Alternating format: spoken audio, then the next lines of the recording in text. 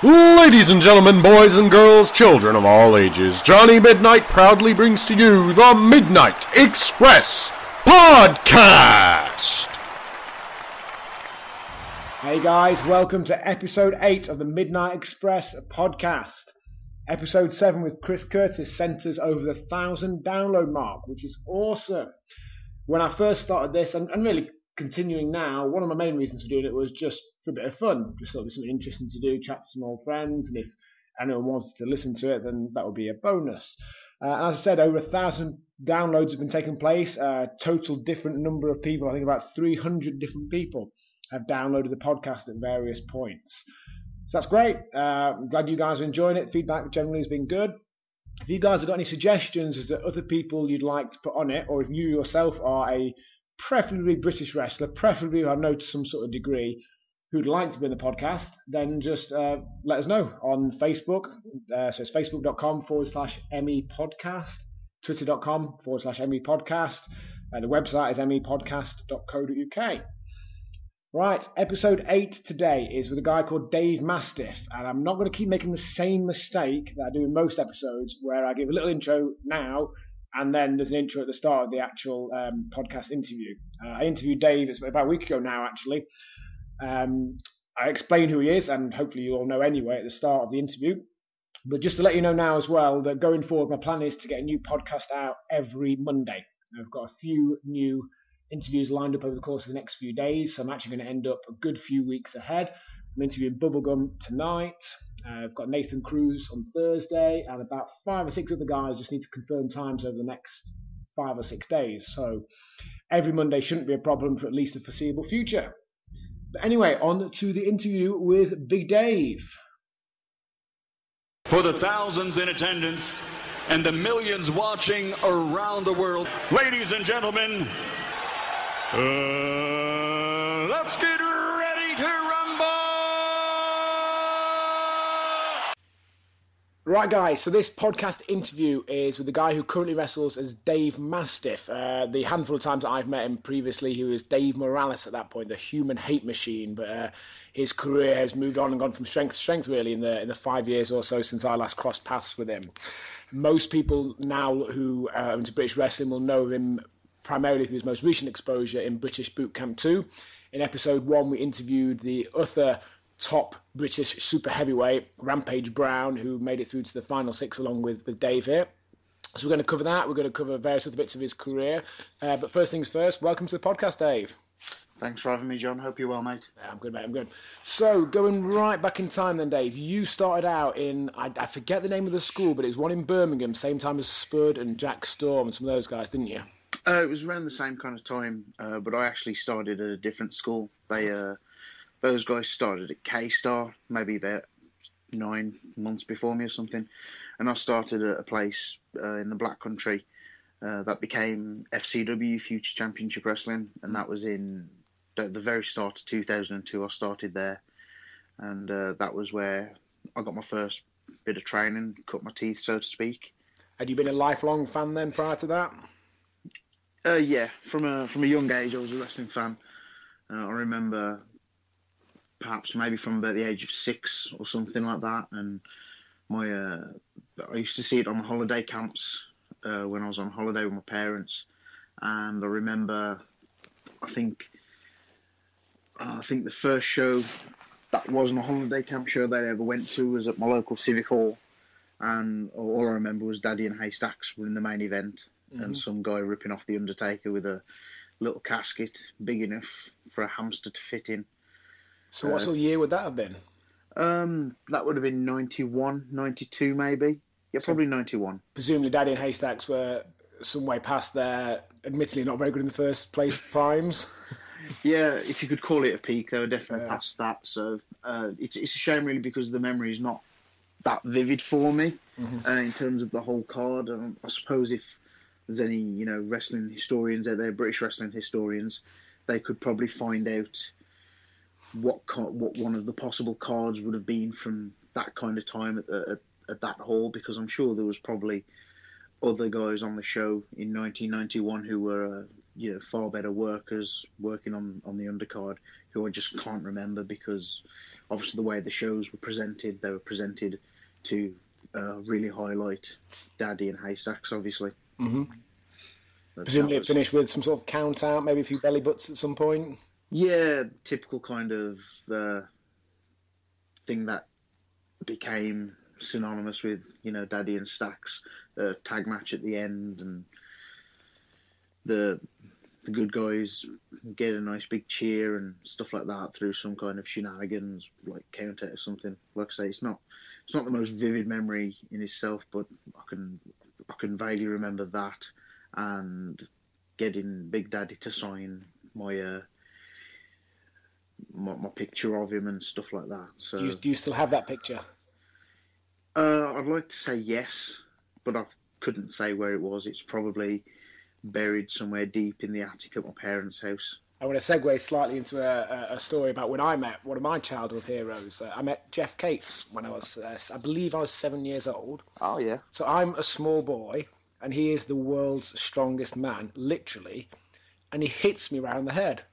Oh, nice. Twice. I couldn't believe it. Admittedly, I was in the wrong. I'd queued up for his autograph, and I was just starstruck. So I didn't say anything when he gave it to me. And he goes, "What do you say?" And I just looked at him. I had no idea what he meant. So he slapped me around the head and said, "What do you say?" again. And I was like, I don't know. My sister, who was with me, goes, "He says thank you," and bundled me off. Oh, nice. That's Jeff Cape's going to be getting knighted in the new year for his services to children's charities then. Well, funnily enough, actually, I was at the Ashbourne Highland Gathering, the event that nearly 30 years ago now I met Jeff Capes at. Yeah. Just last summer with my nephew, my niece and my kids. And Jeff Capes was there because he now runs the sort of the strongman scene in the UK. And he was there, he's an old man now, he's there sort of just organising the event and lending his name to it. And when I'd heard that, I was like, brilliant, chance for revenge. I don't know, kick him in the knee or something like that. Because, he's an old man now. He's wear and tear of years and years of strongman competitions. I'm, give or take, in my prime. But in the end, I felt sorry for him. He looked like he'd had a hard paper round, shall we say, so I let him off. Yeah, I've seen pictures and interviews with him recently, and he's definitely seen better times, shall we say, looking at him physically. So anyway, obviously you watched Daddy and Haystacks there, and so presumably you watched wrestling on TV around that time as well? Yeah, that's when, I think maybe around that kind of time, my parents, they got Sky Television, and obviously the most notable change was that Sky were putting WWF at the time on their sports package, or Sky Movies. They used to put the pay-per-views on, didn't they? Mm-hmm. And that was my kind of my regular viewing of wrestling. I was a little bit too young to catch World of Sport at the time, and I never really caught on to WCW on was it Saturday mornings. They used to show it on ITV, was it something like that? Maybe about lunchtime, but around then, yeah. I never really caught on with that, and it was just primarily WWF, and I watched that till I was about 12 years old, and you grew out of it like most people do. Yeah, I was in secondary school, and it was the mid '90s, and nobody really watched wrestling anymore, and I started getting into football and all the other sports and things like that. So it become something that just kind of got dropped by the wayside. And then I remember I was in class one day, and I heard a couple of the lads talking about wrestling, and I was like, well, nobody talks about that. Nobody watches that. So kids. And sure enough, they just told me about, I think it was SummerSlam, would have been maybe SummerSlam 98 or something. Ooh, that Austin versus Taker, Highway to Hell. Yeah, and that I think, and like they said, it was being repeated on Sky Sports. And just out of curiosity, I think I put it on that night when I was back from school, and kind of, obviously, it had changed so much between only a kind of 18 months, 2 year kind of period, and the change was so big that it went from being cartoon characters to the Attitude Era, and that as a teenage boy, that kind of sparked my interest again, and I kind of and obviously I probably fell back in love with it and followed it ever since. Cool. And then you decided to give it a go yourself. Yeah, I think maybe probably around about the age of 16, I think I was, when I thought, I'd like to do that. And it probably starts off as most of the daft kind of ideas that you get when you're that kind of age. You know, I want to be a racing driver, I want to be a footballer, and blah blah blah. But I was watching it on TV one day, and something just clicked in my head where I just thought, well, you know, these are a bunch of adults. You know, they're actually men, and they're making a living. This is their job. You know, why can't I do it? And I just, you know, set about trying to find a place to learn and get into the job there and then. Cool. And what were your experiences like at the school over the however long you were there for? They were, I mean, they were good, and it was strange looking back because I think I was 17, and I went into that wrestling school, and I was expecting the same kind of thing that I'd read in, you know, various autobiographies or heard in various interviews about, you know, getting scurfed and beaten up and all those kind of things. And I remember getting changed for it in the changing room of the leisure centre where it was being held, and I was there with a friend of mine, and I was absolutely bricking it, to be honest, because I was thinking I was going to get scurfed and I was going to get my head kicked in. But at that point, it was what I wanted to do, and I knew that even if I did get my head kicked in, I'd be coming back the next week and the next week, because it's something that I wanted to do so much. And, you know, fortunately, I didn't get scurfed and get my head kicked in and stuff like that. But I just remember that it was tough at first, just getting used to taking a bump and things like that. And the next morning I woke up and I couldn't move my head because my neck was so sore, so stiff, just from the rigors of learning to take a bump. And at the school, at the time it was a great experience, and I was learning things. But looking back, it was, you know, I can't really say that where I am now is down to there. It was a start, but it's the kind of start where you could get in a multitude of places. There's so many training schools around the country now that you could go anywhere and you could pay £5 and you can learn how to take a bump and do a hip toss, and that's about it. And that's kind of like the extent to what I was taught. And in hindsight, that's not the way to be taught. It's you know, paying £5 and turning up once a week to learn to wrestle for a couple of hours and jumping on some crash mats and things like that. That's, you know, that's really prostituting the job, in my opinion. And there's too many places that do that.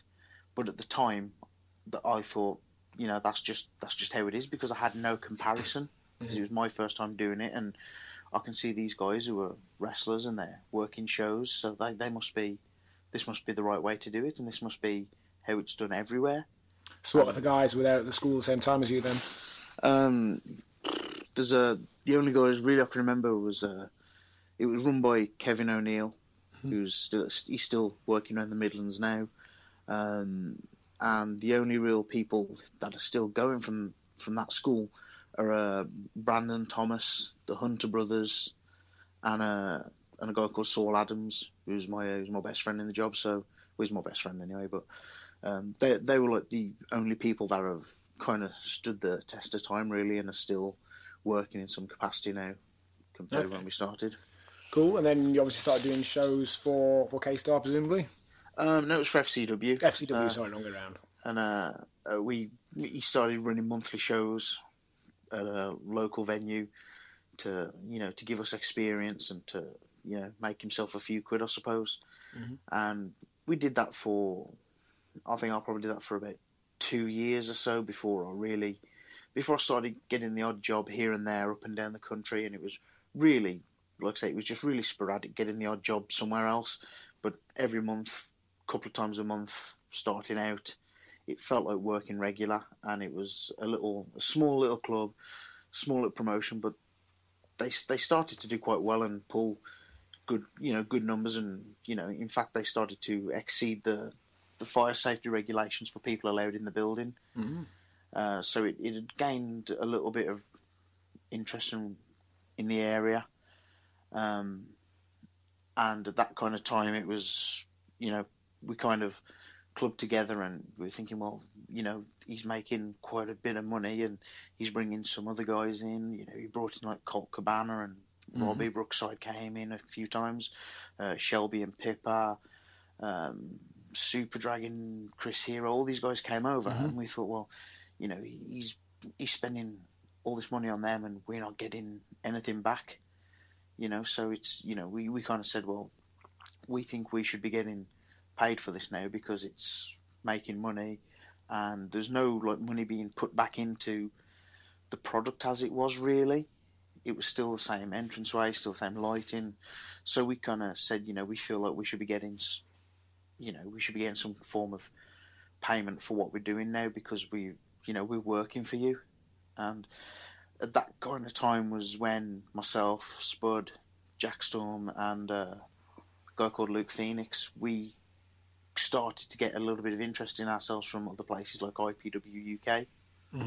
And when they came to ask us to work for them, obviously they were offering X amount of money, and they were offering to do shows in front of 300 or 400 people at the Orpington Halls. And unfortunately, they had date clashes with FCW, and we ended up the four of us trying to talk it through and say, well, look, we want to go here because, you know, it's a chance to raise our profile and work in better places and with more people and things like that. But we don't want to leave here because we enjoy it here. Our friends are here. We're still learning here. We like it. But it just couldn't be done. And, you know, not from our point of view necessarily. They, at the time, I think Kev at FCW kind of thought, well, you know, if you're not going to be committed 100% to us, then go elsewhere. So we decided to knock that on the head there and started working up and down everywhere else. To be honest, that's pretty much the story of everyone I know who started out wrestling in the last 10 years or so. They start with a smaller company, so training school, and then they move on, and you can't keep everyone happy all the time. And ultimately, as you said there, you have to go for the thing that's actually going to pay you a wage and help you develop and move on as a performer. Yeah, absolutely. And it's one of those things, and I mean, I say to guys now who, you know, anytime I do a seminar or anytime I'm at a training school or something like that, I always point out to people that at some point they're going to come to a crossroads where they're not going to be able to work for the company that's started them off anymore, or they're going to have a disagreement and a falling out with their original coach, so to speak. And that's not, you know, it's not a nice thing, but it's not entirely a bad thing because it's evolution, really, and it's just the way it's got to be. If you want to become better and you want to improve and go places, then you have to be prepared to take that step and not necessarily make an enemy, because even though there was it was a falling out, nothing majorly from my side anyway, but there was a disagreement and we stopped working together. But now I've worked for him since with his new company, and you know, I chat to him whenever I see him at shows and stuff. So it's not like nothing major, but it just happens. And I think that's, you know, I think to a lot of new people, they obviously at the time they think, you know, oh God, this is bad, and you know, how's this going to affect me? But you just got to move on with it, and it's just the way of the world, or it's the way of this job in this country anyway, starting out. Any particular good memories or stories from your time at FCW? Everything was a good laugh because we were all a bunch of young, immature kids. I mean, I was like 18. We were all the same kind of age, and just little pranks we used to pull. A guy who started refereeing there, and he lives a couple of streets away from me still, a guy called Joel Allen. He became a referee, and because he was the youngest, he got the brunt of everything, and we did all manner of things to him, really. We left him stranded at a KFC once on the way back from a show, and we just said this was after making him do like jumping jacks and rolls and stuff on the wet floor, and just being idiots. And we kind of thought, right, we'll drive off while he's doing that, and then we'll come back and collect him. Like, we'll just drive around the block. And we drive off and drive around. We get to this traffic island and turn back on ourselves to drive up this dual carriageway. And as we turn back on ourselves, he's sprinting down the other side of the dual carriageway trying to catch us with the police behind him. Oh, Jesus. And we're like, oh, God, what's he doing? Because he just utter panic. And yeah, another time we came out of his services, and I think we'd got a drink, been to the bathroom, and as we come outside, he walks over to the bush to take a piss in the bush, and I lose my mind at him because we've just been inside the services for that, and I went, man, I was like, what the fuck are you doing? Get inside and use the bathroom. Don't piss in a bush. And he started scurrying back inside. So we run to the car, took his bag out the car, put it in the parking space where we were, and went and drove off and hid behind a van, turned the lights off, engine off, and we just filmed him coming out and standing around with his bottom lip quivering and things like that because he thought we drove off and left him 2 hours away from home and stuff. So he got the real brunt of it, to be honest, but he's a good lad. Cool. And then you moved on and started working for IPW UK and some of those other promotions. Tell us a bit about that. Yeah, well, I think IPW were one of the first places to start using us and, put us on a more of a national kind of level, I suppose. They were running shows in the Orpington halls. It was like the last Sunday of every month, and it was kind of at the time when there's two sides of wrestling in this country. There's Brian Dixon, and then there's the other promotions. Mm-hmm. You can call them independents. You can call them, some people call them piss pots or whatever. But they're just the two sides. You got Brian. He's got one kind of show, and he runs regular. He's successful, and then there's the other shows, and there's a lot of the other promoters, more so now than ever, who are successful. Mm. So we were, and at that time when we started working for IPW, they were kind of the upstart company from that other side. I mean, going back to when I first started training, it was All Star and FWA with the the representative of the other side, and we started working for IPW when FWA was kind of on the way down through whatever reason, and IPW were becoming the hot kind of promotion on that side of things, and they were just, again, I think it was because there was a bunch of young guys who were eager to learn and quite talented, and for some reason it's I think a lot of things in wrestling, especially in terms of promotions, they kind of happen almost by chance and by luck, and IPW just came about at the right time in the right place. In terms of Orpington, they had this dingy hall which held like 400 people, and it was in this dingy town in Kent called Orpington, and for some reason all the locals came to see it, and then a bunch of the internet fans came to see it, and they just used to sell it out and do big numbers every month, and they really took they really kind of took all the guys to heart, and they cheered them and booed them, and they became not superstars, but they just accepted them as something special and entertaining, and they really bought into the product and they created a brilliant atmosphere down there. And some of my favourite memories, and probably some of Spud's and Jack's Storm's favourite memories and stuff, are probably a bunch of the other guys as well. They're probably from the Orpington Hall days, where it just seemed like carnage and chaos and all kinds of things. It was a really, really good time, and I think it was a shame when they closed the hall because they were knocking it down to rebuild it, and wrestling kind of got booted out of there, and it was a real shame because there was a lot of good times there. But that was the start of like more recognition nationally, really, and through working for IPW, that was how we got into 1PW in Doncaster as well, and a bunch of other places. So it really did a lot in terms of progressing our profiles, I suppose, at the time. So I was just about to mention that, because you obviously, yourself and Jack, you were Team Charming, is that right?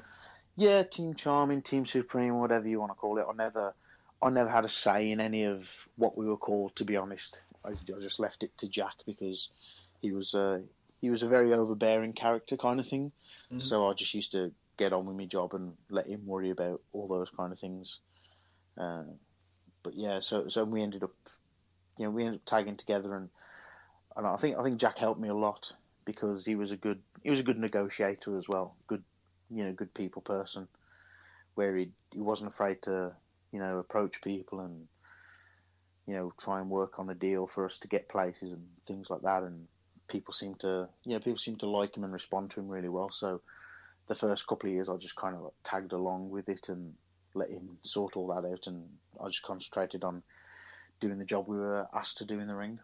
Because I never really saw much of the 1PW, the IPW stuff, but I became a bit more aware of the 1PW, and I never watched any of the actual shows, but I was more aware of what was going on, primarily because I lived in Sheffield, the next town, so I kept a bit more of an eye on it. So you guys obviously came in then, and tell us about your time with them.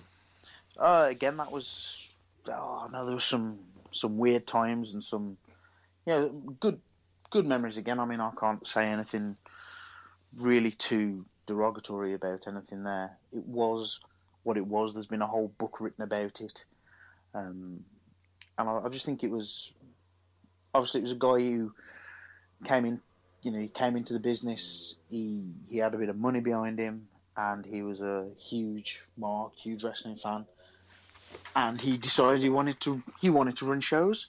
And he didn't start small, he started running the Doncaster Dome, 1,800 or 1,900 people can fit in there, and he decides he wants to bring over all these Americans and, ex-WWE or whatever. And really, it was when we came in maybe the third show or something. So at that time, there wasn't really a lot of British guys on the shows, outside of, I think it was Spud, Doug Williams, and then I think it was me, Jack, and I think maybe they just started using like Pac and a couple of the northern guys. So we came in to the Doncaster Dome on these big shows with all these superstars, independent superstars or whatever, and it was amazing for us because we'd gone from working for a couple hundred here and there, taking home a little bit of money, to working the Doncaster in front of all these people, and making significantly more.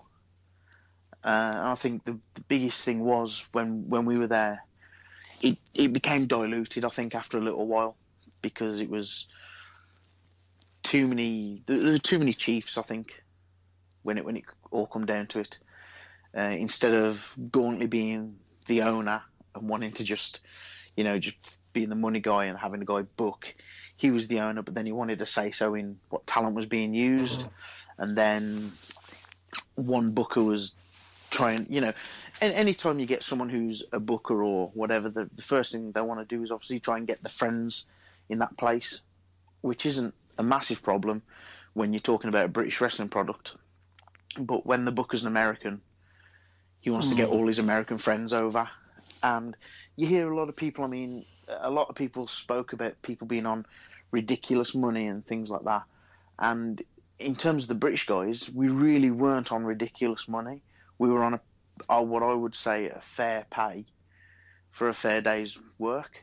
But the discrepancy was what the big Americans were getting, and to an extent, what not even the big Americans were getting.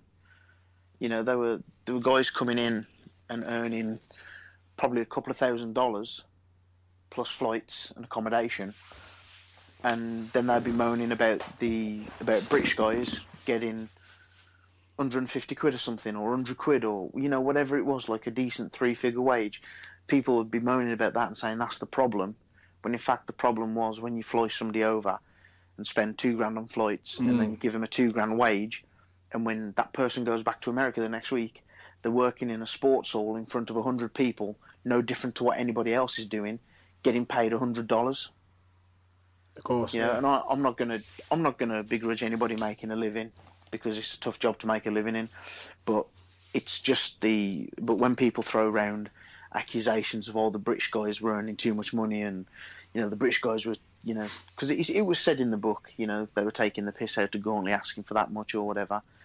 And no, that's not the problem. The problem is like what I just said. And for instance, they used Christian, who just come out of WWE, and he was in TNA, and he came over for one show on the one night. And he was off television and all this kind of stuff.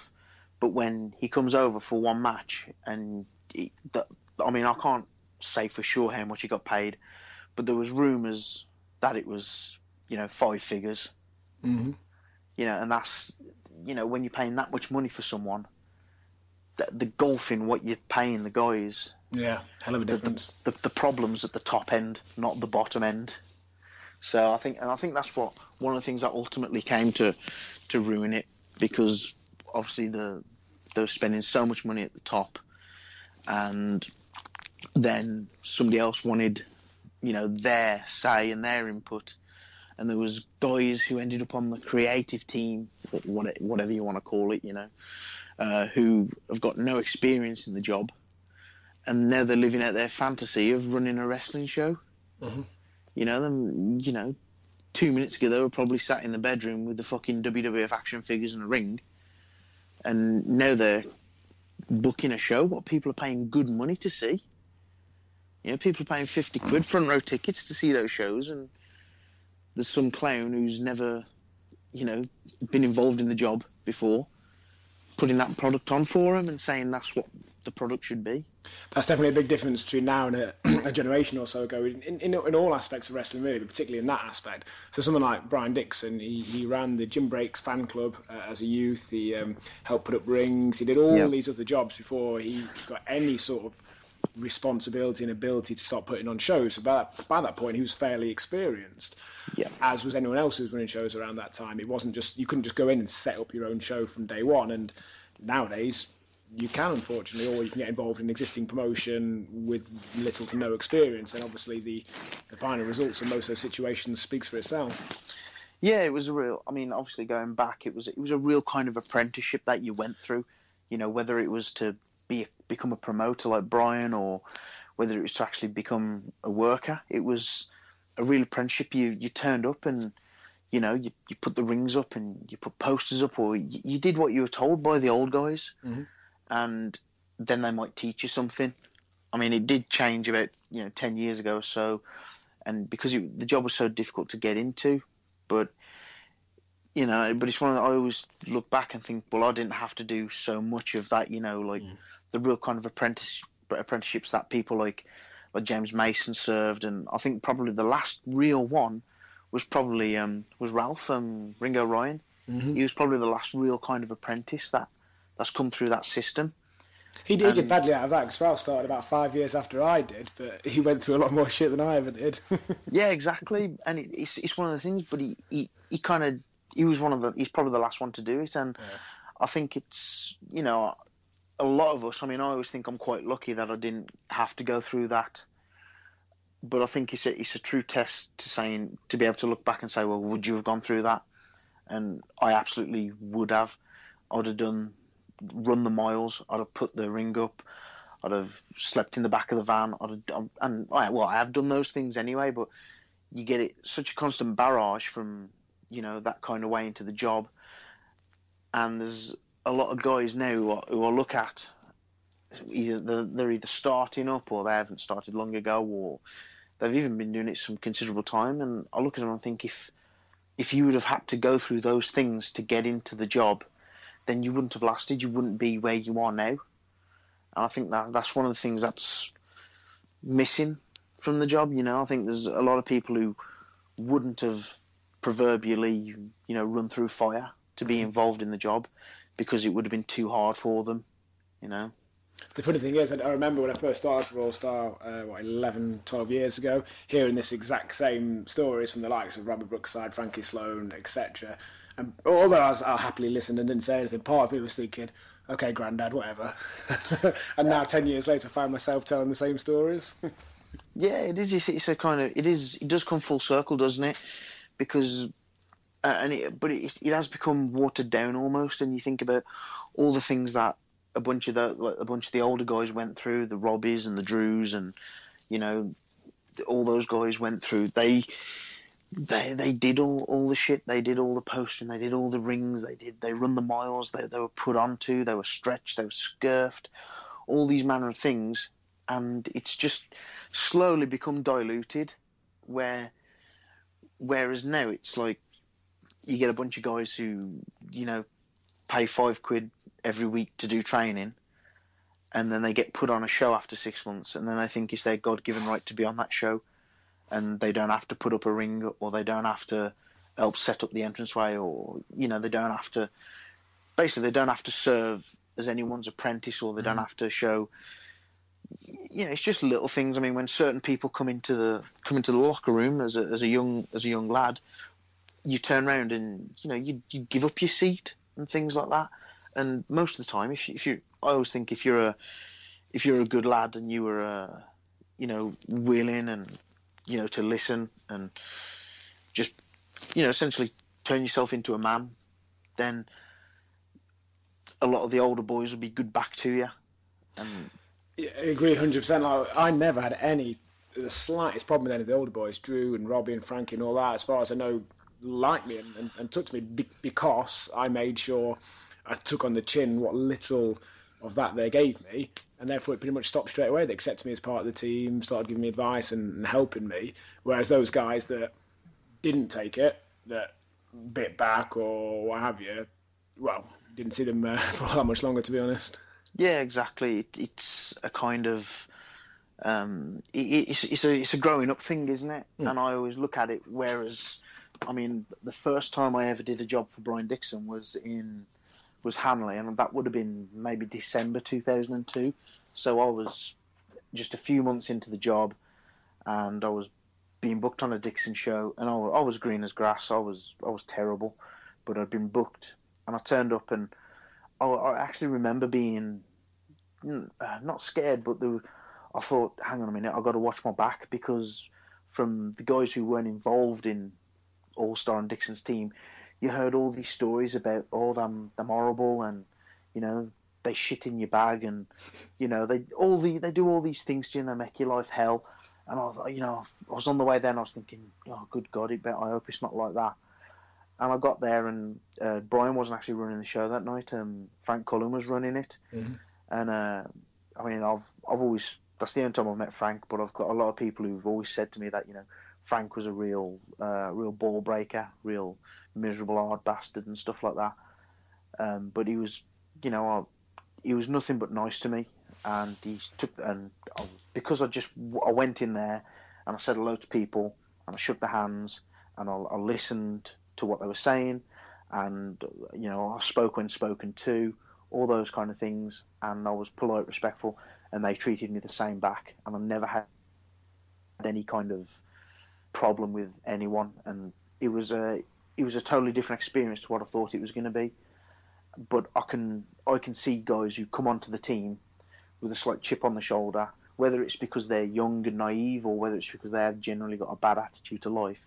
And like I say, those guys don't last because they soon worm them out, because any kind of ribbing and practical jokes and things like that, they're all light-natured, and it's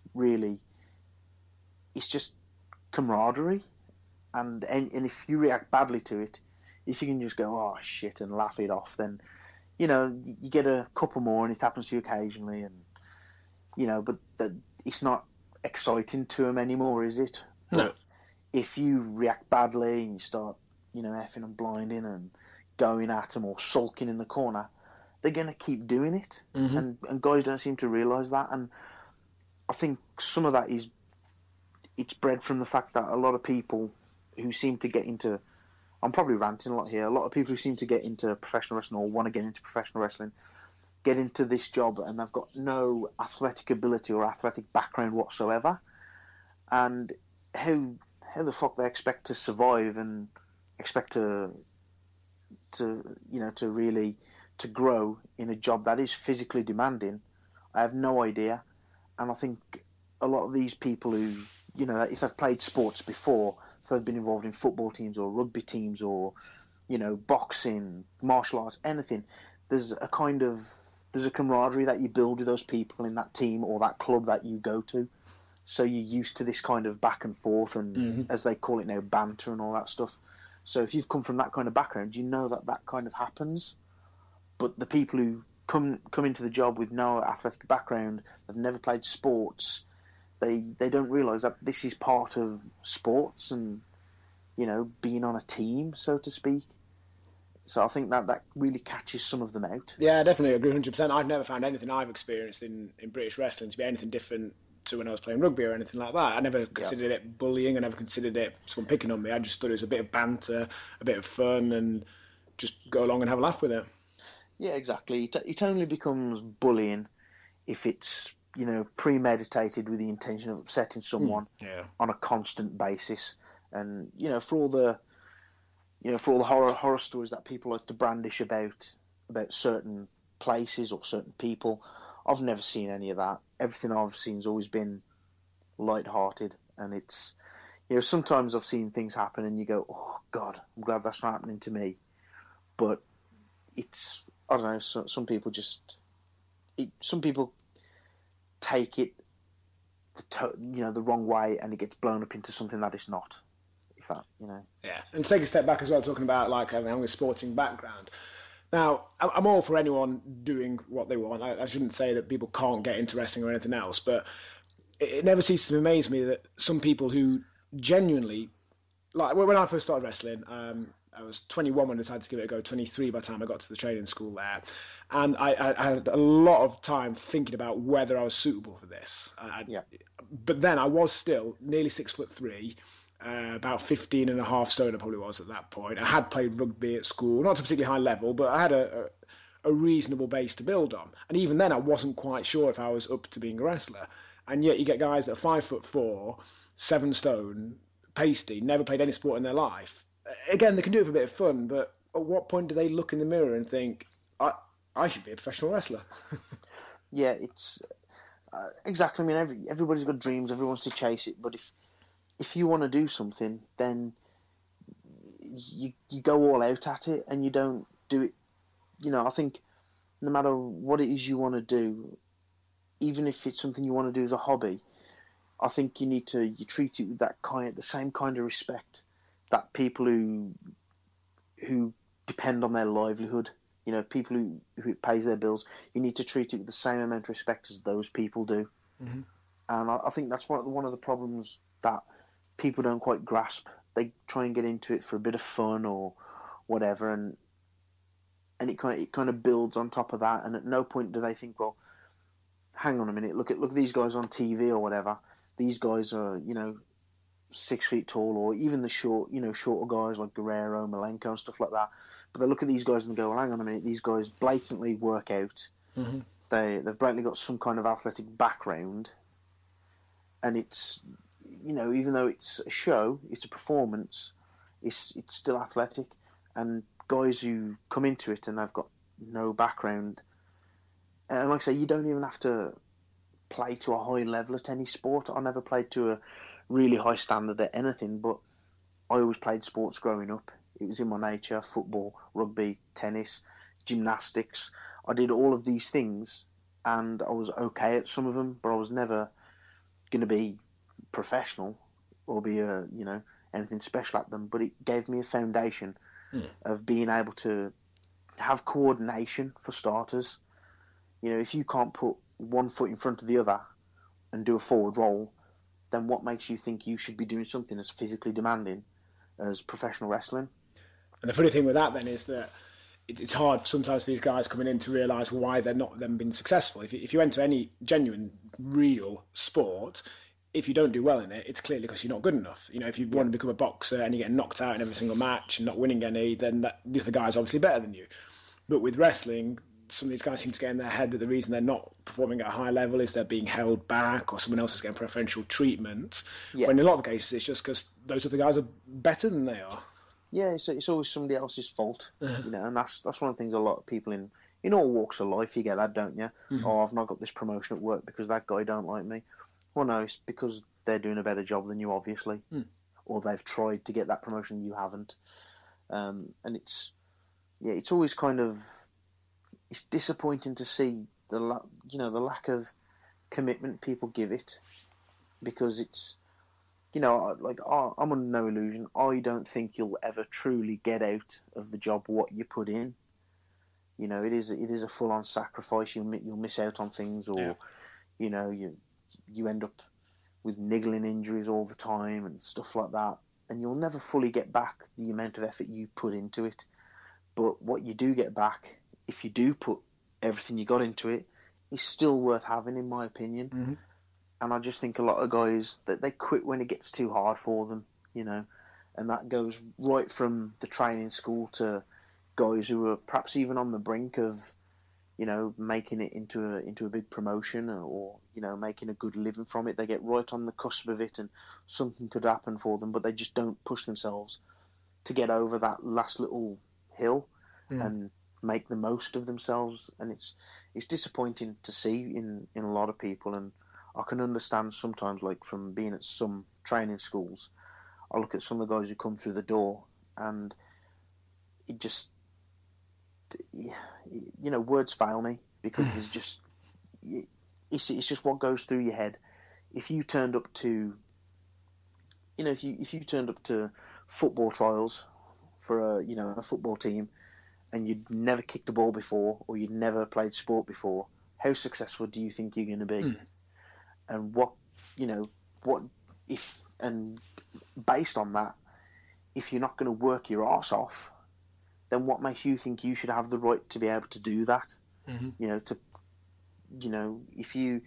you're not going to bust your balls in the gym and bust your balls at training, you might not be the most athletic guy, you might not be the most talented guy, but if you constantly put that effort in to improve yourself, then people will reward you in this job. And that's what they don't get. People will reward you. Of course. So, yeah, moving on. Around about that time frame we got up to previously was when I think the relaunch of the FWA came around. As far as I know, I think that's the only time you and I have been on the same show, the first two FWA shows we were both on. And I think, is that around about the time through both FWA and elsewhere that you started to be promoted as more of a main event heel type? Yeah, I think that was that summer 2000. Yeah, August and then October 09. 09, yeah. I wasn't on the 09 show. I did the first one. It was Broxbourne, wasn't it? Yeah, it was. Yeah, were you there but not on it, perhaps? No, because I did the August show. Right, you did the for August FWA. Right. And then I think maybe about 3 weeks later, I went to Louisville to go to OVW. Okay. So that would have been the only time we crossed paths at the first FWA show. That was, I think, the end of 2008 was when Jack kind of took a back seat from wrestling. In fact, I think he quit at the end of 2008. So earlier on in 2008, he'd fell in love and decided that he liked his real job better and not being away from his missus and stuff than being on the road and stuff like that. So he kind of started taking a back seat, and that just naturally gave me more of a chance to work singles more predominantly, and a few places started using me in a more prominent role in singles, and obviously as a villain or as a heel, and that just kind of like gathered momentum there, because it was something that I wasn't in anyone's shadow, and I wasn't part of a team anymore, so I could be my own wrestler more than anything else. And I think that was a massive difference for me, because now I was my own person, my own man in terms of inside the ring. So that's where everything changed then, because Jack had taken a back seat, and that allowed me to kick on further. So, and then it was, I think I'd been, an FWA restarted for whatever that was worth, which truly, that was one of the biggest. I think that was a massive letdown. I think the original, the original idea of it coming back was great, and everybody was promised a lot of things, and they were never delivered, were they? And obviously at that point, I kind of got involved, but then as soon as that started, that was when I went to America to train at OVW. So it kind of, I came back from OVW, and FWA was already kind of dead in the water. So to me anyway, it was. So it never really took off from my opinion. So OVW, is that something that you just arranged off your own back, was it? Yeah, I had. I think that year before 2008, I think I'd wrestled Nick Dinsmore a couple of times in the space of a couple of days, and I think Doug Basham. I think he was in the country for about 4 months, and I'd managed to. I was on a lot of shows with him, and Basham was actually living with my friend for the time he was over here. So we hung out a bunch, and I just got lucky, and I got to, pick their brains and stuff like that about wrestling and all this kind of stuff, and they really sold me on the idea of OVW. And I'd kind of planned to go somewhere for a few months to train some more and try and improve myself, because I felt a bit stale in terms of working in Britain. I didn't think that there wasn't so many good guys around that were, that I could learn from, and it was, I kind of thought, well, to go somewhere to improve myself, I need to go, to train with somebody else. And originally, I'd thought about going to Harley Race's school in Missouri, and I was going to go there for I think it was like 6-8 weeks or something. And then after speaking with Nick Dinsmore and Doug Basham, they really, they really put over Rip Rogers and OVW. And at that kind of time, a couple of my friends, the Blossom Twins, they said they were going to OVW for 3 months. And I just thought, well, do I go to Missouri by myself for 6 weeks or 8 weeks, or shall I go to Louisville with 2 of my friends for 3 months? And that was after the recommendation of, Doug Basham and Nick Dinsmore, who came through the WWE feeder system from Rip Rogers. Mm-hmm. So I just emailed OVW and asked if it was possible to come over and train for 3 months, and they said sure thing. So just got ourselves an apartment and jumped on a plane. Cool. And tell us about your time there. That was, I would say, that time there in OVW was probably. It was probably the biggest influence on myself as a wrestler up to that point, definitely, because in such a short period of time, I learned so much. Because the schedule that we were living over there was absolutely crazy. It was something ridiculous, like Monday morning, wake up and hit the gym for cardio, breakfast, go and do some weights. Then Monday night we'd just go down to the school it was the beginner class, and we just went to the beginner class just for the extra ring time, for sharpness kind of thing. And that was the same for Tuesday. Wednesdays was similar, but instead of training, it was TV taping, so we were learning to work TV. Thursday nights were usually our night off. Friday you'd do a house show, and then Saturday and Sunday you'd train with Rip, as well as do a house show on Saturday and Sunday night as well. So I was wrestling every day, training every day, and when you're doing that, you can only get sharper, you can only get better, and especially when it's under the guidance of someone like Rip, who I think is one of the best coaches in the world, probably the best. So, and he had a big impact on myself and coming back to this country. And I think I went away for the 3 months, and then I came back, and I think I was a much better worker for being there and learning all those things that I got the opportunity to learn. And if I'm right as well, it was during your time out there that you changed from Morales to Mastiff, is that right? Yeah, that's right, and that was because of Rip again. And he saw my name on the run sheet on the first week we were there, or second week we were there, and we were going to be working the show, and he saw Morales, and he quite rightly said, "What the fuck, you're not Mexican?" I was about to say, where did it come from in the first place? Because you're one of the least Mexican-looking people I've met. Oh, absolutely! I couldn't look any less Mexican, unless my name was Simon Musk. But no, it was given to me on the first couple of shows I did, and I just. Do you know why?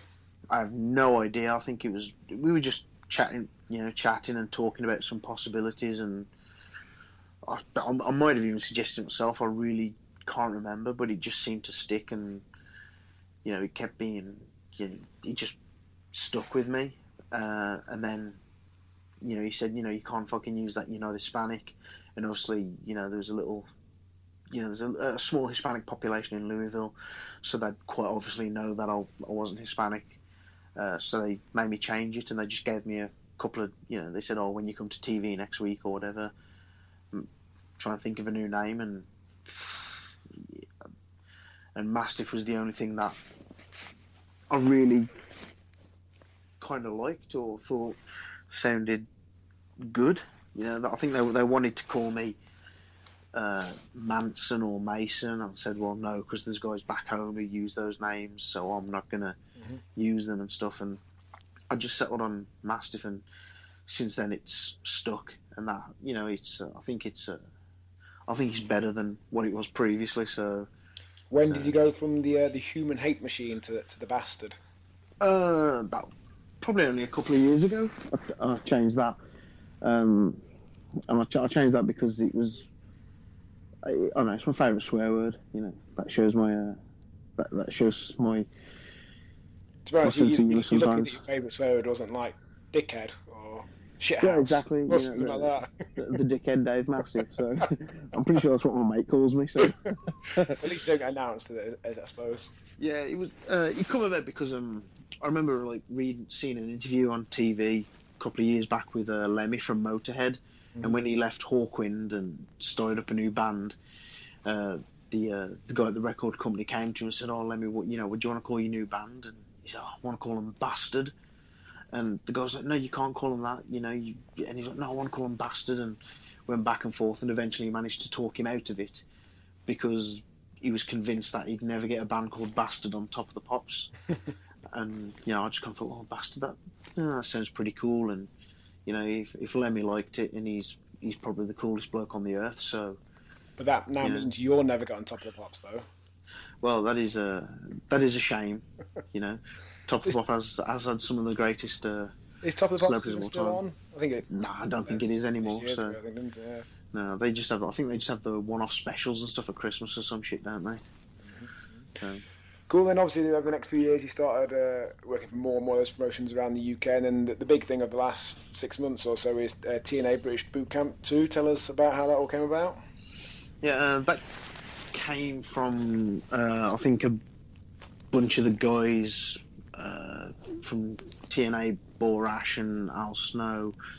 They were over for Preston City Wrestling at the start of the year, and they watched a bunch of the guys work on that night, and Borash just approached me and said, we want to do Boot Camp 2, we want you to be part of it. And he gave me his card, and I said, well, okay, I'll shoot you an email. And it kind of just went from there. It was pretty straightforward, really, in terms of what they want. I mean, there was it wasn't something I actively had to chase or pursue, really. I mean, I think they saw a bunch of us, and they decided they wanted these people to be involved because it would have been, it was the strongest possible lineup for a television show they could have had.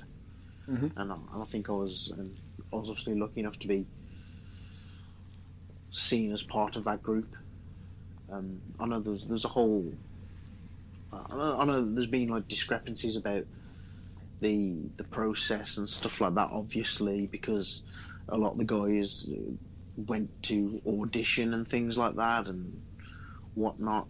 But for myself, it was one of those things where I was specifically asked to audition, and when I went down to the audition, it was because they'd arranged for me to be there. It was a job, so I went and took that job. Whereas other people went off their own backs in the hope of being selected for it. And it does seem from people I've spoke to that those that went on to become the final 6 or the final 14 or whatever were more so those that had been asked to come along as opposed to those that had auditioned off their own back. Yeah, that was coincidentally. Yeah, I mean that was the way it ended up, and it was. I mean, for those people, it was what they were going to do because they wanted the selection of the best talent to make a TV show with, to put on, various countries' programming. And I mean, it wasn't. I mean, there's been a lot of criticism for it, but it wasn't a closed case, because the final 14 or 16 or whatever it was for the London show, a majority were chosen from the start to be part of that big group. But if people turned up, and we saw it happen at London, people turned up and who they'd never heard of, a guy like Richard Parliament, and he went through, and he went to the London final. So there was a genuine opportunity for people, but it was just whether they made the most of that opportunity. Because everyone was in the same situation in terms of what was in front of them. They were told, you're going to be put in an audition in the ring in front of the judges where you're going to do something physical, and you're going to cut a promo, and then you're going to move on to the in-ring workout on the night, and then the next stage is the show in Britain, then the next stage is America. So everyone was told that was the process from, and that was all the people that applied via email, all the people that TNA reached out to be part of it, like myself. We were all told the exact same thing. We all knew exactly what you had to do. So did everyone know in advance that they were going to have to cut a promo, did they? Yeah, as far as I'm aware, everyone knew, and it was, it just depends how prepared you were for it, and literally all I was told was, you're probably going to have to do a promo and something physical, and that was it. I wasn't told in any detail what the judges would want from me. You didn't know you were going to have to do 20 burpees first then? No, absolutely not. And it was like, it wasn't like I wasn't told, they'll give you something to do. It was like, you probably have to do something physical. So when it come to the audition, I knew that I had to have a promo ready, and I had a couple, and I had to have something physical to show them. So I showed them the little roll drill. Yeah, of course, yeah. So that was just because it's, everything's about preparation, isn't it? And there was a bunch of other people who, were put on those shows who went to the auditions, and they got cut because they weren't prepared, and that was the only reason. Because it was the same for everyone. If I would have gone in and I would have ballsed up my promo, and I would have, and if I wouldn't have been able to do anything that was physically impressive, then they would not have put me through, because it was quite obvious for the viewing audience at home that I wasn't up to being put through. And the people who watch it would quite rightly call bullshit on it. Yeah. And there was plenty of cases. I mean, like Alex was asked to do the exact same thing as I was asked to do. He was asked to do 20 burpees and cut a promo, and he didn't, because he wasn't prepared. And that's one of those things. If I would have done exactly the same, regardless of whether that I was asked to be there or I asked if I could be there, if I would have failed, then they wouldn't have put me through. I tell you what, mate, you did such a good job that my girlfriend, who never watches wrestling normally, and actually decided to watch that with me just because she knew a few of my friends were on it, she was actually impressed. She looked up when you did your rolls, and then when you knocked out your 20 burpees and you did your promo, she was like, "Oh, he's good, isn't he?" I do all right for myself sometimes, You had her vote anyway. Oh, that's cool. I mean, I think the whole series was it was a good experience, and I think I could probably explain my whole philosophy about wrestling, but the thing I always try and do and trying to aspire to is to try and turn people into wrestling fans. I don't want, there's already a group of people in the world who are wrestling fans, and you were a fan of wrestling growing up and stuff as well, and to an extent, no matter because you're a wrestling fan, no matter what there is happening in the world, you will always watch some form of wrestling, even if what's on TV at the moment isn't doing it for you and you're not enjoying it. Then I have no doubt in my mind that you'll probably pop a DVD on or something, or you'll watch something on YouTube, or you'll find something from another country, because you're already a wrestling fan and you want to indulge that, don't you? Whereas, so those fans, they're always going to be wrestling fans. So I want to reach out and I want to grow that audience, and make it bigger. And I want to turn, if anything, the people who are cynical about wrestling, I want to make them enjoy it. And for me, the biggest test of that is when when a dad brings his couple of kids to a show because it gets, he gets the kids out of the wife's hair for a couple of hours, and it means he can have a crafty pint down the pub or whatever on the way back. He brings those kids to the show, and he doesn't want to, he's not interested in wrestling, and he's obviously cynical about it. He's thinking, oh, it's all fake, it's all put on, it's all crap. That he's saying all those things about it. But I want him to be sat there while his kids are enjoying it, and I want something to happen, and I want to do something where he's going to go, ooh, and he's going to walk out to that show that night, and he might not necessarily be, the biggest fan in the world of wrestling after that, but I want him to go back to his mates the next day at work when he's, when they're talking about what they did at the weekend or whatever. I want him to be talking and saying, yeah, I took the kids out to that wrestling crap last night, and it's all put on, but this one fight, you could tell they like each other. You could tell they hated each other. They was really eating each other. Them two was. The others were, but them two was. So that's the kind of person I want to. I want to put doubt in their mind because they're so cynical about what wrestling is. I want to challenge that perception and try and make them believe in what I do, even if they don't believe in what the rest of the people on the show do. I want to try and make that person believe in what I do. Yeah, I like that as well. We had my last match 3 or 4 months ago was in my new hometown of Macclesfield, and I got 175 of my friends and family came out, so 175 people that were directly there to see me, nearly all of whom have never watched any wrestling, and pretty much every single one of them, when I saw them in the days and weeks afterwards, said, the rest of it was all right, that guy was a bit shit, but you and your opponent, you were really hitting each other, weren't you? You were really like...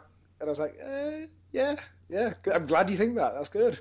Yeah, exactly, mate. If they make them believe in it, because next time they go along, they will look out for that person who they thought was, believable.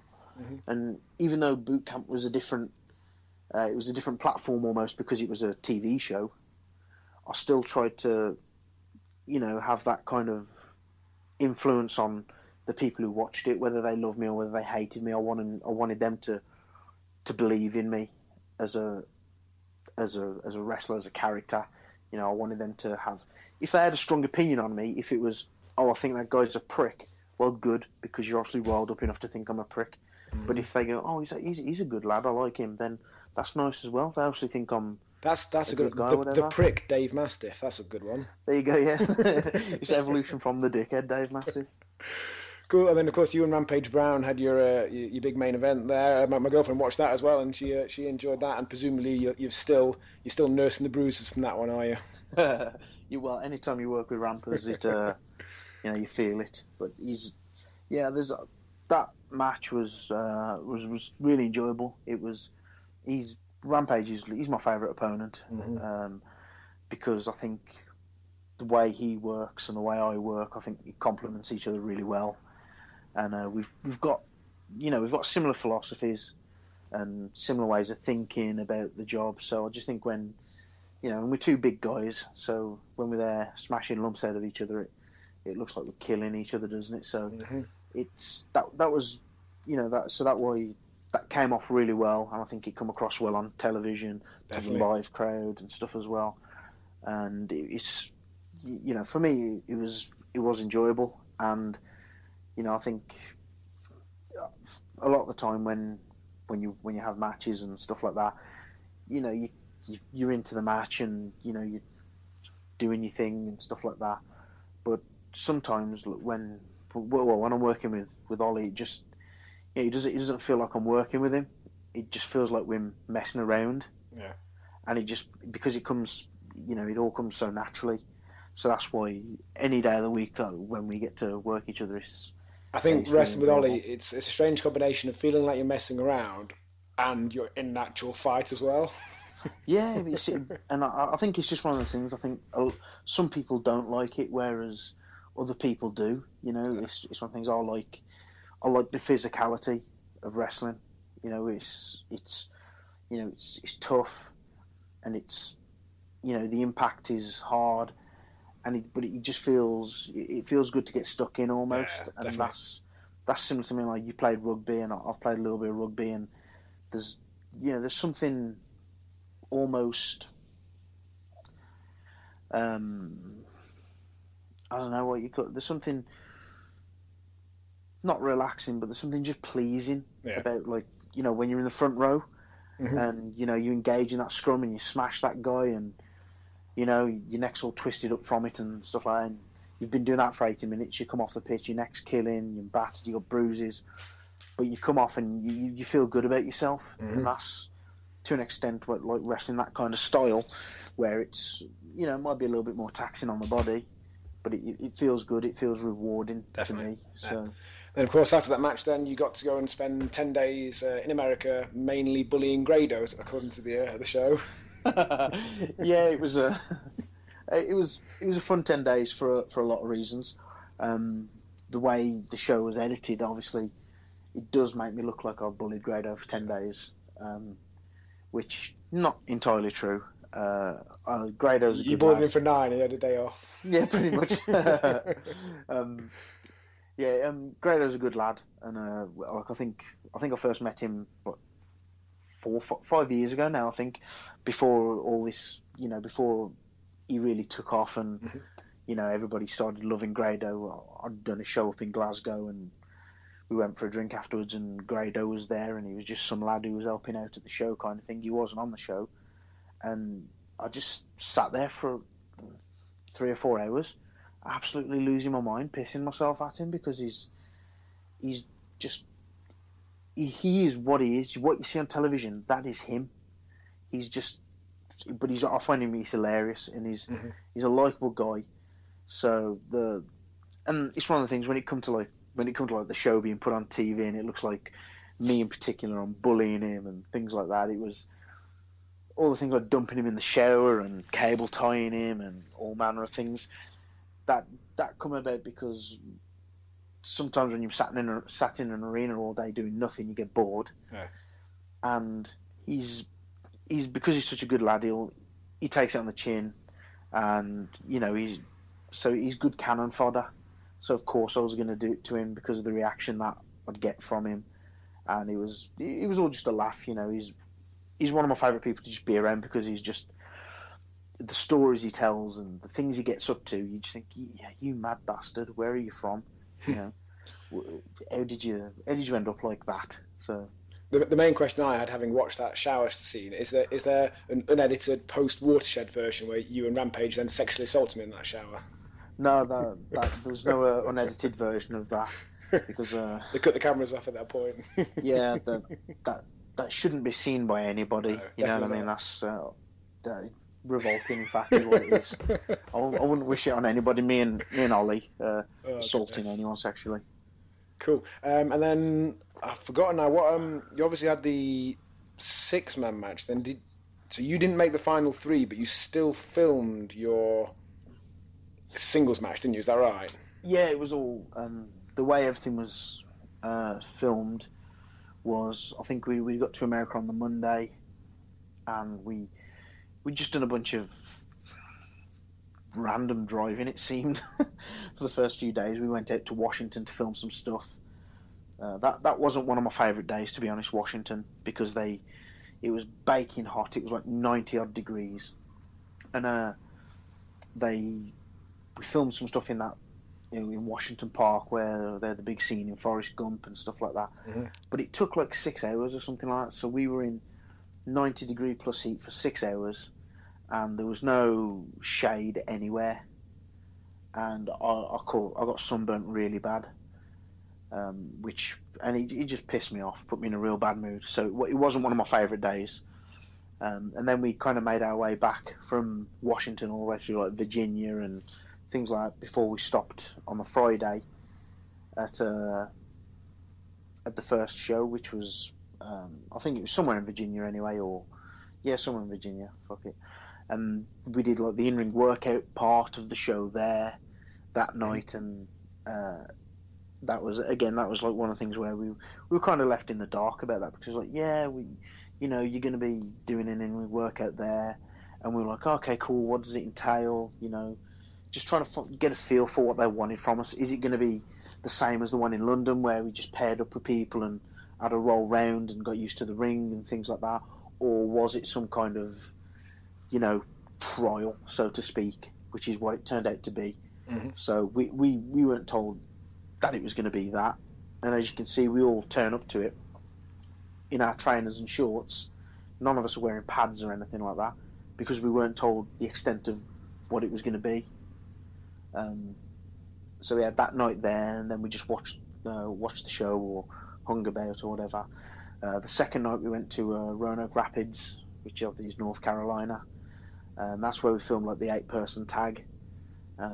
First impression of walking into the building that day was I walked in and saw the ring being set up on a stage, and I thought, fucking hell, it's like being back home for Dixon.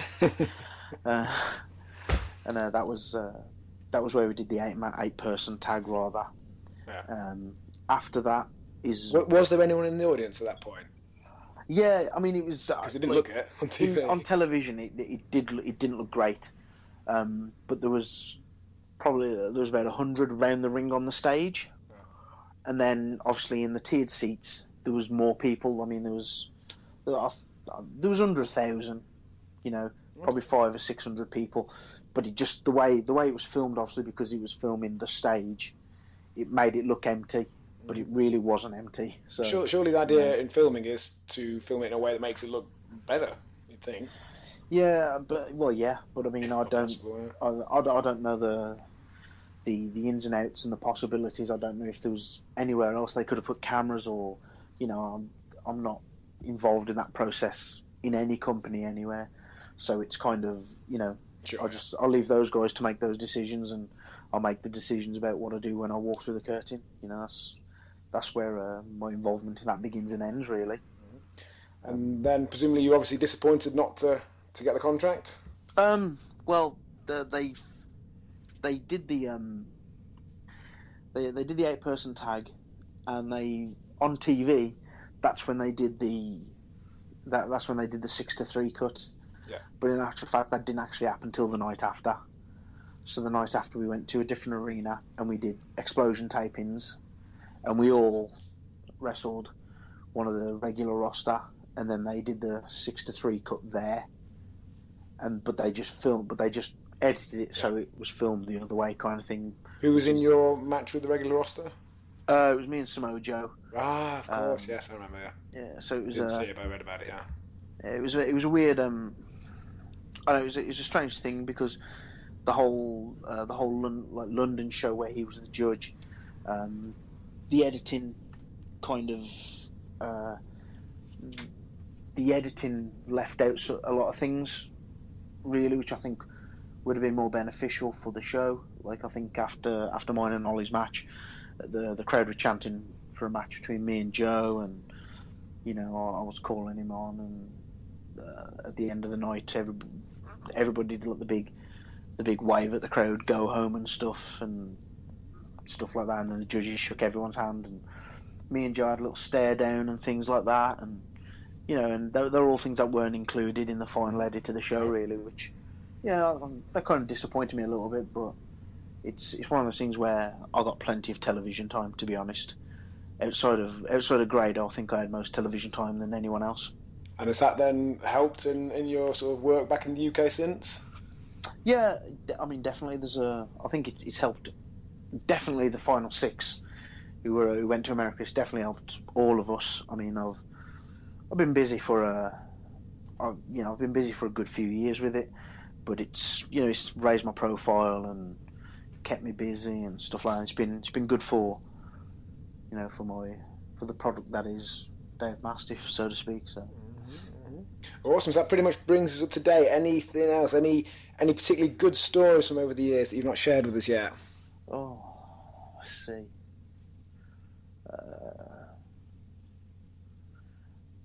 There's probably, I mean, there's so many. But then again, a lot of them, it's probably like, oh, well, you had to be there. Yeah, same with a lot of my stories with the guys. Like, they're fantastically funny at the time, and if I were to chat to them about them, we'd have a good laugh. But to someone here who didn't know either of us, wouldn't necessarily have the same effect. Yeah, it's all kind of. Some of them are probably not even appropriate to tell. To be honest, I'm just trying to think of a good one, because I have got a couple of good ones. You can say whatever you like. I've got explicit rating on iTunes with this podcast. All right.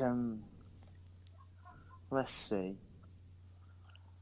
I know there's always some think of the camps. There's always a couple of pretty good stories that come out the camps, aren't there? So there's a couple of my favourite ribs. There's a couple of small ones like I think Chris Roberts, Welsh referee. Mm-hmm. I wasn't involved in this one, but it's one of my favourite stories. The first ever week he was on the camps, I think it was a run for John Coppin down in the south, and he met Terry and Shaw, the cartel, and Chris is a timid human being anyway, but at the time he would have been like 19 or 20 or something like that, young man, timid, and basically they were told, get in the back of the van, and that's it. And he got in the back of the van, and someone turned around, I think Terry turned around to him and said, yeah, the van door's actually broken, so you need to hold them shut while we're driving. So Robert sat there for like 5 days, every journey in the back of the van, holding on for dear life to the van doors, making sure they didn't fly open and the ring and everybody go flying out onto the roads and motorways and stuff like that.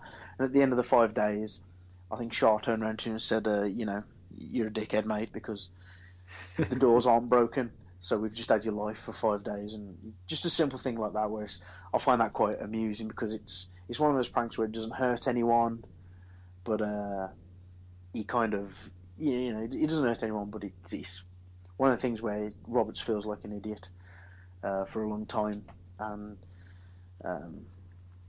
I think another good one is, obviously there's, a lot of guys go from, you go from town to town or camp to camp during the summer season, and you become pretty friendly with the staff on the bars and things like that, and all this stuff. And I remember a couple of years back, one of the guys on the team, Brandon Thomas. T, I'd messaged T this morning. He's going to be on, hopefully. Bone. Yeah. No. Oh, excellent. Oh no, sorry, no, Brandon Thomas. I think of Brandon. Oh no, yeah, not Bram. No, oh right. Yeah, but it's good. Oh, I'm not going to talk about that story with him, but because it's a pretty good one. But Brandon Thomas, anyway, he started taking a shine to this barmaid, and or she was from one of the Redcoats or something. But he started taking a shine to her. We decided we were going to go out, have a few drinks at the bar, go into town, maybe have a few drinks. So we're in town, having a couple of drinks, and next thing you know, he's like, "Yeah, I'm going to go back with this girl." So we're going, "All right, we'll go back with you. We'll let you go back with her, do your thing or whatever." And give him some time, and then we'll go back and we can, end the night, go to bed. So we'll let him go. Hour later, so we get a taxi ourselves to get back to the site where we're staying, and we pull up to the caravan in our taxi, and all we can see is Brandon climbing out of the window, shouting "help!"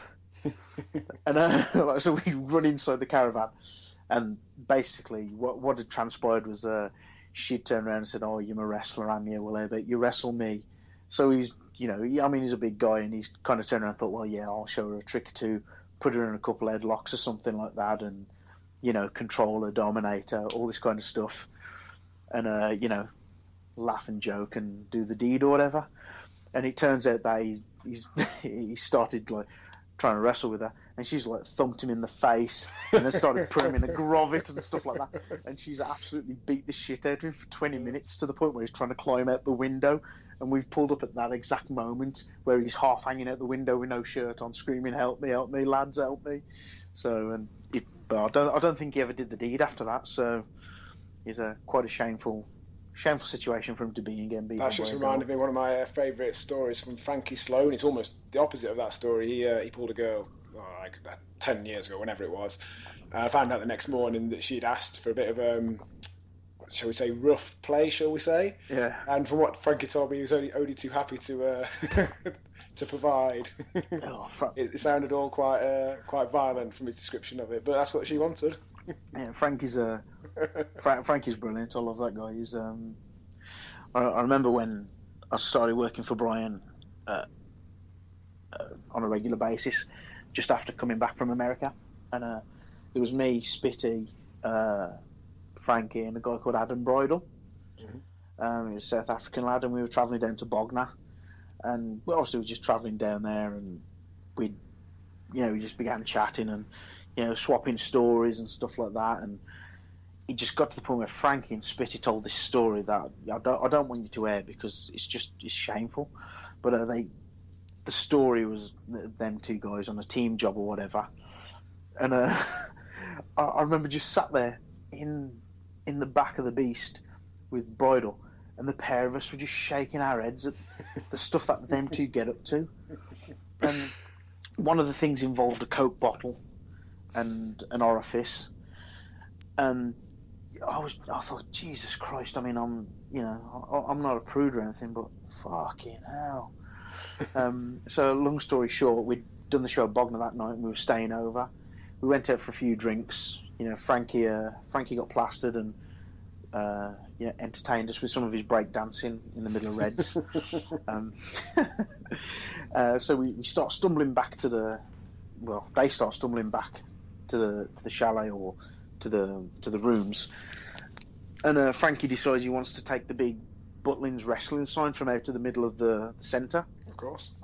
But he's so drunk he hasn't got the strength to lift it. So he's trying to drag it away, and he can't do that. So he ends up getting Bridle to carry it for him. So Bridle's carrying it, and then there's a big Bob the Builder playpen, and Frankie decides to rip it out of Bridle's hands and then try and lob it over onto all the Bob the Builder stuff, of which it goes about a foot in front of him because he's got no strength because he's absolutely paralytic. So Bridle then has to carry the wrestling board back to the room. We get to the room, and Frankie and Spitty have a picture because Frankie's on the actual wrestling billboard kind of thing. They have a photo with it. Spitty gets a Coke bottle out. I look at Bridle and I'm like, fuck this. It's time for bed. Let's go. So we walk out and go to our room, which was next door. And next thing you know, there's a knock on the door, and I look out the window and it's Frankie. I'm like, oh fucking hell! I better let him in, because if I don't, he's just going to stand there all night doing it. So I let him in. He staggers in, unplugs the fridge, picks the fridge up, walks out with it, and I just think, well, I'm not going to question it. Shut the door, go to sleep. Wake up the next morning, Frankie's knocking on the door with the fridge in hand. Walks in, plugs it in. Sorry, lads. So I was like, yeah, that's rock and roll. That is Butch and Sundance. And then we have to take the wrestling board back into the centre. So Frankie's dragging that in with him. Security guard sees him, who's a female, and she was like, oh, we were looking for that. Tail tucked between his legs. Sorry. Like a schoolboy being told off, but he's hilarious. He's a funny guy, Frankie. Yeah, when he's on any team that you're working on, you can't fail to have a good time because he's just such a character. He's brilliant. Excellent. Cool. Right, I think that's got us to the end there. And that's actually been the longest podcast so far. We're just over 85 minutes from this bit alone. Right. So I hope the guys listening at home enjoyed that. Dave Mastiff, thank you for your time, mate. Cheers. Thanks very much, mate.